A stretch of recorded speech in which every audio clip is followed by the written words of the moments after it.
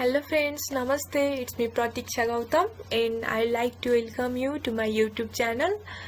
This is my third video and I hope हजुरहरूले मेरो अगाडिको भिडियोहरु पनि एकदमै मन पराउनु भयो होला। अनि आज चाहिँ मैले अर्को भिडियो थर्ड भिडियो लिएर आएको छु। अनि मेरो भिडियो मन परे लाइक गर्न, कमेन्ट गरेर मलाई इन्स्पायर गर्न अनि मेरो च्यानललाई सब्स्क्राइब गर्न पनि नबिर्सनु होला। आज चाहिँ मैले अपरेसन म्यानेजमेन्टको बारेमा भिडियो लिएर आएको छु। अब let's move to the content. फर्स्टमा meaning of the operation management. Operation management भनेको सिम्पली अपरेसन प्लस म्यानेजमेन्ट भएर चाहिँ अपरेसन म्यानेजमेन्ट बनेको हो। अनि अपरेसन भनेको चाहिँ it is the key subsystem of an organization that is concerned with the transformation of the number of inputs into the desirable level of output के भनेको चाहिँ अपरेसन भनेको चाहिँ यस्तो की सब सिस्टम हो अर्गनाइजेसनको जुन चाहिँ number of output numerous number of the आउटपुटलाई चाहिँ अर्गनाइजेसनले चाहेको डिजाइरेबल आउटपुट हुन्छ नि हो त्यसमा कन्भर्ट गर्ने एक्टिभिटीज भनेको चाहिँ अपरेसन हो। अनि म्यानेजमेन्ट भनेको त simply it is the process systematic process of utilizing the available resources effectively and efficiently to achieve the predetermined goal of the organization भनेको चाहिँ म्यानेजमेन्ट हो है।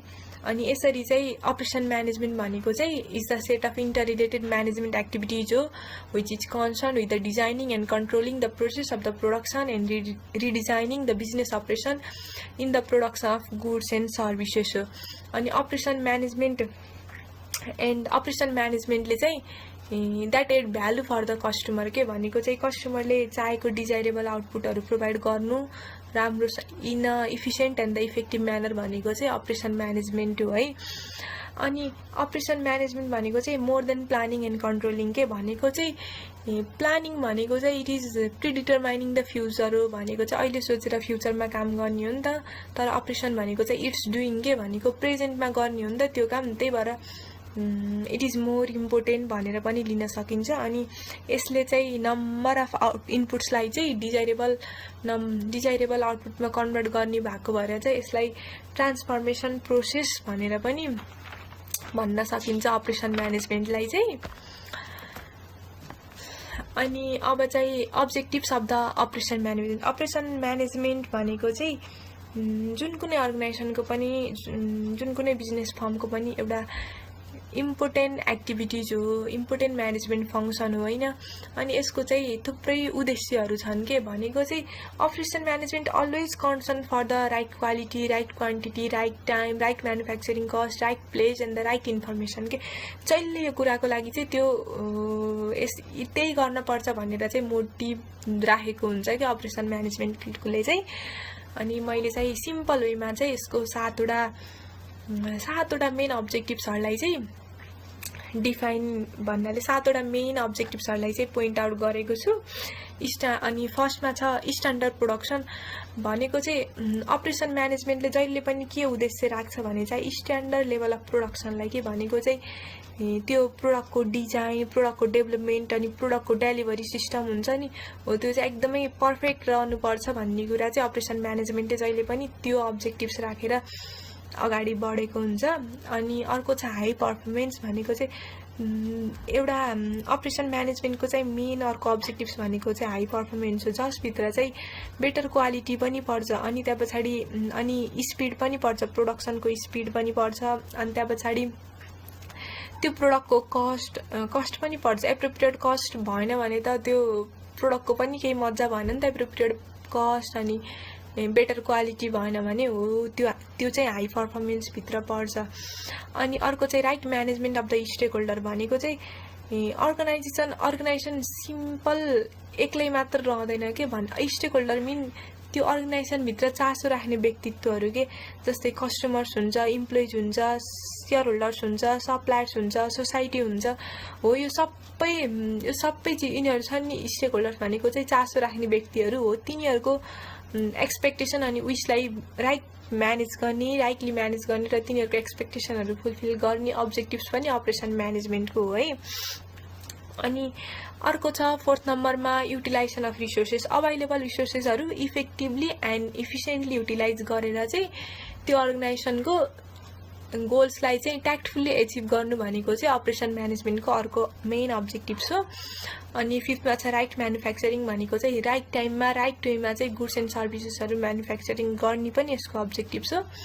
अनि providing standard customer service, customer भनेको त मेन कन्सर्न भइहाल्यो business फर्मको।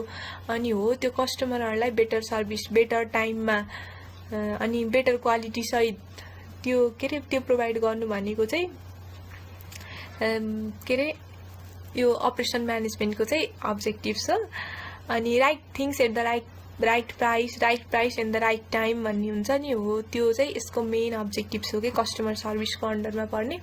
अनि providing right information भनेको त त्यो each and every steps of the production and सर्भिसिङमा भएको इन्फर्मेसनहरू प्रोभाइड गर्नु पनि अपरेसन म्यानेजमेन्टको अब्जेक्टिभ हो। द्याट्स वाइ अपरेसन म्यानेजमेन्ट चाहिँ एकदमै इम्पोर्टेन्ट छ के। अनि धेरै अब्जेक्टिभ्सहरू पनि राखेर अगाडि बढेको हुन्छ अपरेसन म्यानेजमेन्टलाई। त्यही भएर अपरेसन म्यानेजमेन्ट भनेको चाहिँ एउटा अर्गनाइजेसनको इम्पोर्टेन्ट म्यानेजमेन्ट फङ्सन हो जुनको प्रोपरली त्यसको फुलफिलमेन्ट बिना चाहिँ अर्गनाइजेसनले गोल एचिभ गर्न गाह्रो पर्छ। That's why it should be manage effectively and smoothly भन्ने कुरा चाहिँ अपरेसन म्यानेजमेन्टभित्र भनिन्छ। अनि अर्को चाहिँ मेन इम्पोर्टेन्ट कुरा चाहिँ ट्रान्सफर्मेसन प्रोसेस मोडेल। ट्रान्सफर्मेसन भन्न त मैले अघि पनि भने अपरेसन म्यानेजमेन्टलाई ट्रान्सफर्मेसन प्रोसेस भनेर पनि भनिन्छ, किनभने यसले नम्बर अफ इनपुटलाई चाहिँ डिजाइरेबल आउटपुटमा कन्भर्ट गर्छ, त्यही भएर होइन। अनि यो जुन ट्रान्सफर्मेसन प्रोसेस मोडेल भनेको चाहिँ is an activities or the group of activities हो that takes one or more inputs transform and add value to them and provides output for the customer or the client भनेको चाहिँ transformation process model हो होइन। अनि transformation process मोडेललाई चाहिँ operation system भनेर पनि बुझ्न सकिन्छ। अनि यसमा चाहिँ डिफ्रेन्ट स्टेप्सहरू हुन्छन् जुन चाहिँ मैले फिगरमा पनि देखाएको छु। अनि यसको इक्जाम्पलको रूपमा जस्तै के लिन, एउटा ट्रान्सफर्मेसन प्रोसेस मोडेलमा चाहिँ जस्तै यहाँ देखाएको छ नि फिगरमा, इनपुट रिसोर्सेस हुन्छ अनि प्रोसेस हुन्छ अनि त्यहाँ पछाडि बल्ल आउटपुट आउँछ नि त। यसमा चाहिँ के हुन्छ भने जस्तै ल फर इक्जाम्पल ब्याङ्कमा पैसा विथड्र गर्न जाँदाखेरि हामीले चेक लगेर गयौँ, चेक इनपुट रिसोर्सेस भयो। अनि ब्याङ्कले चाहिँ हाम्रो इन्फर्मेसनहरू प्रोसेस गर्छ, सबै हाम्रो इन्फर्मेसनहरू चेक गर्छ, एनालाइज गर्छ अनि त्यहाँ पछाडि बल्ल हामीलाई क्यास दिन्छ नि, क्यास भनेको आउटपुट भयो। यसरी चाहिँ त्यो फ्लो भइरहेको हुन्छ नि त। हो यो भनेको चाहिँ ट्रान्सफर्मेसन प्रोसेस मोडेल हो कि। जस्तै अपरेसन म्यानेजमेन्ट भन्ने कुरा त त्यो अर्गनाइजेसनले गरिरहेको हुन्छ कि। जस्तै मानौँ एउटा अर्गनाइजेसनले चाहिँ फर्निचर बनाउने के सोच्यो होइन, प्लानिङ गर्दैछ भने त उसले फर्निचर बनाउने प्लानिङ गर्दैछ, कस्तो टाइपको वुडहरू किन्ने, कस्तो टाइपको फ्याब्रिक युज गर्ने, अनि त्यहाँ पछाडि कस्तो टाइपको डिजाइन लेआउट हुन्छ नि त फर्निसिङको, अनि त्यहाँ पछाडि कस्तो ठाउँमा राख्दा सुहाउँछ भन्ने कुरा यो सबैको म्यानेजमेन्ट गर्नु पर्यो नि, हो त्यसलाई चाहिँ अपरेसन म्यानेजमेन्ट भन्छ। र त्यो अपरेसन म्यानेजमेन्टभित्र चाहिँ यो कुरा नभई छ नि जुन यो इनपुट रिसोर्सेस ट्रान्सफर्मेसन प्रोसेस अनि आउटपुट राम्रोसँग नभइकन चाहिँ अपरेसन म्यानेजमेन्ट हुन सक्दैन। अनि मैले ब्याङ्कको कुरा गरिहालेँ यो अपरेसन सिस्टमलाई चाहिँ डिस्क्राइब गर्नको लागि। जस्तै अब त्यही चेक लगेर गयो अथवा त्यसको उल्टो चाहिँ हामी ब्याङ्कमा क्यास डिपोजिट गर्न गयौँ भने पनि इनपुट रिसोर्सेस भनेको चाहिँ हाम्रो क्यास भयो। अनि हाम्रो इन्फर्मेसन कलेक्ट गर्छ अनि एनालाइज गर्छ अनि ब्याङ्कले चाहिँ बल्ल हाम्रो अकाउन्टमा डिपोजिट हुन्छ पैसा। त्यो डिपोजिट गर्न चाह्यौँ नि हामीले, त डिपोजिट गर्न चाह्यौँ हामीले डिजाइरेबल आउटपुट भनेको चाहिँ हाम्रो पैसा अकाउन्टमा डिपोजिट होस् भन्ने हो नि त। हो त्यो भनेको चाहिँ के भयो अनि आउटपुट भयो। अनि बल्ल हामी कस्टमर चाहिँ के भयौँ, सेटिस्फाइड भयौँ है। हो यसरी चाहिँ के हुन्छ भन्दाखेरि एउटा ट्रान्सफर्मेसन प्रोसेस मोडेल चाहिँ फुलफिल हुन्छ है। अनि ट्रान्सफर्मेसन प्रोसेस मोडेलमा फर्स्टमा छ इनपुट रिसोर्सेस है। इनपुट रिसोर्सेस भनेको चाहिँ and those type of resources or the systems हो which are transform into the output भनेको चाहिँ जुनको हेल्पबाट चाहिँ हामीले आउटपुट पाउन सक्छौँ भनेको चाहिँ इनपुट रिसोर्सेस भइहाल्यो होइन। यो जस्तै अब सम्झिनको लागि कम्प्युटरको सिस्टम सम्झे पनि भयो कि, कम्प्युटरको प्रोसेसिङ सिस्टम जस्तै इनपुट किबोर्डबाट इनपुट भयो अनि त्यहाँ पछाडि सिपियूले प्रोसेसिङ गर्यो अनि मोनिटरमा देखियो भनेर पनि त हामीले पढ्यौँ नि सानोमा कम्प्युटरको। हो त्यसरी नै एउटा अर्गनाइजेसनमा पनि त्यो जस्तै एउटा म्यानुफ्याक्चरिङ अर्गनाइजेसनमा पनि त्यसले गुड्स एन्ड सर्भिसेस म्यानुफ्याक्चर गर्नको लागि चाहिँ के प्रोसेस गर्छ भन्ने कुरालाई पनि रिलेट गरेर हामीले सम्झन सकिन्छ, सम्झिने तरिका चाहिँ। अनि अब इनपुट रिसोर्सेस भइहाल्यो। इनपुट रिसोर्सेसभित्र चाहिँ दुईवटा रिसोर्सेस पर्छ, के भन्दा transform resources and the transforming resources.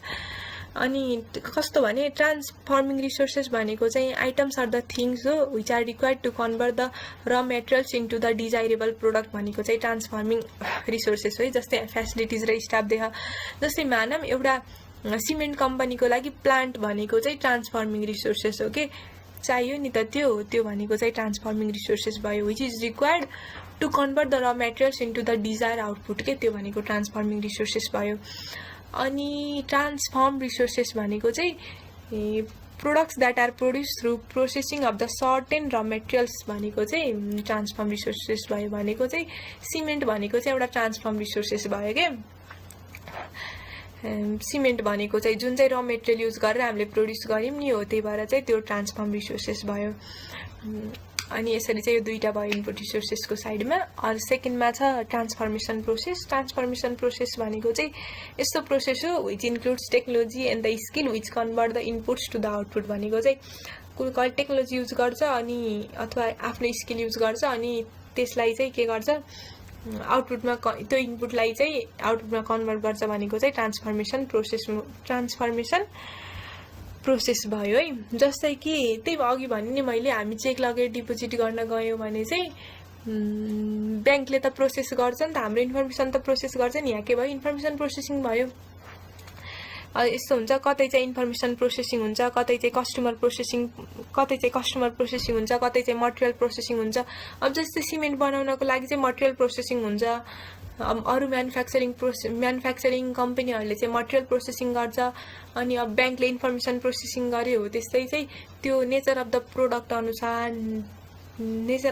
अनुसार चाहिँ ट्रान्सफर्मेसन प्रोसेस चाहिँ डिफ्रेन्ट हुने गर्छ। अनि अर्को छ, अनि त्यहाँ पछाडि बल्ल त्यो ट्रान्सफर्म भइसके पछाडि आउटपुट हुन्छ। आउटपुट चाहिँ प्रोडक्टको फर्ममा हुन पनि सक्छ, सर्भिसको फर्ममा पनि हुनसक्छ। द रिजल्ट आफ्टर प्रोसेस भनेको चाहिँ आउटपुट हो। जस्तै अनि प्रोडक्ट चाहिँ अब त्यो आउटपुट चाहिँ ट्यान्जिबल पनि हुनसक्छ, इन्ट्यान्जिबल हुन पनि सक्छ। भनेको चाहिँ ट्यान्जिबल भनेको चाहिँ विच हेभ फिजिकल फर्म, अनि इन्ट्यान्जिबल भनेको चाहिँ which have not physical form. Product जहिले पनि ट्यान्जिबल हुन्छ, सर्भिस जहिले पनि इन्ट्यान्जिबल हुन्छ। भनेको चाहिँ जस्तै सिमेन्ट एउटा आउटपुट भयो भने त्यो ट्यान्जिबल भयो, त्यसको फिजिकल फर्म छ। अनि के अरे त्यो ब्याङ्कले दिएको सर्भिस त इन्ट्यान्जिबल हो नि त, त्यसको त कुनै फिजिकल फर्म छैन, त्यो पनि आउटपुट हो नि त, अ टाइप अफ आउटपुट त हो नि हो। त्यही भएर चाहिँ आउटपुट चाहिँ ट्यान्जिबल पनि हुनसक्छ, इन्ट्यान्जिबल पनि हुनसक्छ, त्यो नेचर अफ द प्रोडक्टमा डिपेन्ड गर्छ। अनि अर्को त कस्टमर भयो। अनि कस्टमर भनेको चाहिँ are those who receive the value addition output in the form of product or the services भयो। कस्टमर भनेको यस्तो पर्सनहरू हुन् जुनले चाहिँ त्यही त्यो आउटपुटलाई चाहिँ रिसिभ गर्छन् होइन, सिम्पल वेमा भन्दाखेरि चाहिँ। अनि त्यही कस्टमरबाट थाहा हुन्छ कि उनीहरूको कस्टमरले चाहिँ सेयर गर्छन् कि आफ्नो चेन्जिङ निड्सहरू, अनि चाहिँ आफू सेटिस्फाई भयो कि नै त्यो प्रोडक्टप्रति भनेर चाहिँ फिडब्याक दिने काम चाहिँ कस्टमरले गर्छन्। अनि अर्को चाहिँ हामीले इन्भाइरोमेन्ट भनेर पनि राख्न सकिन्छ, किनभने इन्भाइरोमेन्ट पनि यहाँभित्र पर्छ नि त।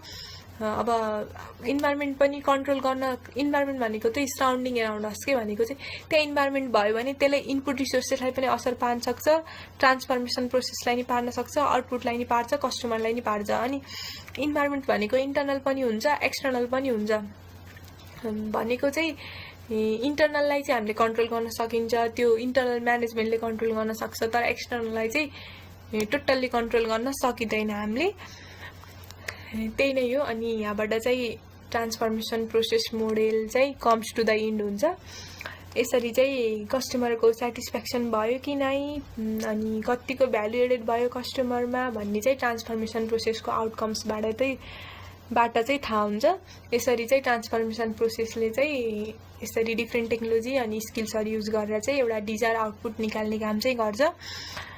जुन चाहिँ इक्जाम पोइन्ट अफ भ्यूबाट पनि यो कुरा इम्पोर्टेन्ट छ। अनि एउटा अर्गनाइजेसन, एउटा म्यानेजमेन्ट फिल्डमा रहेर एउटा म्यानेजमेन्ट करियरलाई अगाडि बढाउनको लागि पनि त यो कुरा त एकदम बुझ्न पर्ने कुरा नै हो।